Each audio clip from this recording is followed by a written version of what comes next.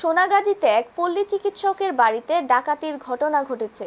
এ সময় স্বর্ণালংকার ও নগদ অর্থ লুটিয়ে নেয় ডাকাতরা।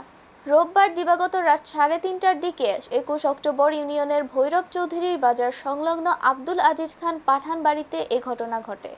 ডাকাতরা অস্ত্রের মুখে পরিবারের সদস্যদের জিম্মি করে প্রায় 8 ভরি স্বর্ণালংকার ও নগদ অর্থ লুট করে।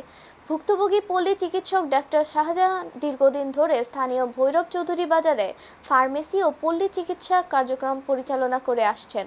তার মেয়ে ফজিয়া খানম জানান, তিনি ও তার মা তাহাজ্জুদের নামাজের জন্য ঘুম ভেঙে উঠতেই হঠাৎ বিকট শব্দের পর দেখতে পায় প্রায় 8 জনের একটি ডাকাত দল ঘরের ভেতরে ঢুকে পড়েছে। ডাকাতরা অস্ত্রের মুখে তাদের জিম্মি করে এবং তার বাবা ও ভাইকে বেঁধে ফেলে।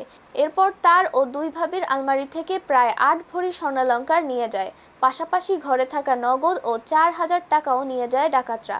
পরে চিৎকার শুনে প্রতিবেশীরা এসে পুলিশে খবর দেয়। নামাজ পড়ছে, নামাজ পড়ছি, নামাজ পড়লো, পড়ি আল্লাহ দিয়ে দুই তিনও কথা বললো ফাঁসের রুমে আর মেয়ের কাছে যা মেয়ের লোক কথা ওই এর ভিতর দিয়ে আমার প্রচুর গুণ ধরবে।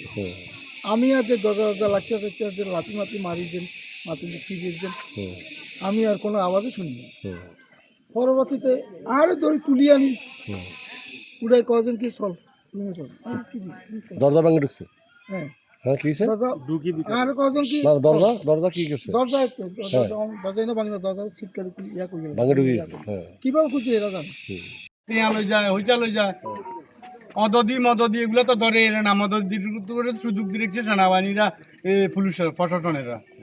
ডাকাতেরা কি করছে? ডাকাতি তো চলে রে, ধনীকে চলে এই জায়গায় নইলে ওই জায়গায় আর ওই জায়গায় নইলে ওই জায়গায়। সোনাগাজী থানার ভিতরে তো ডাকাত একটাও দেখতে রাজি না।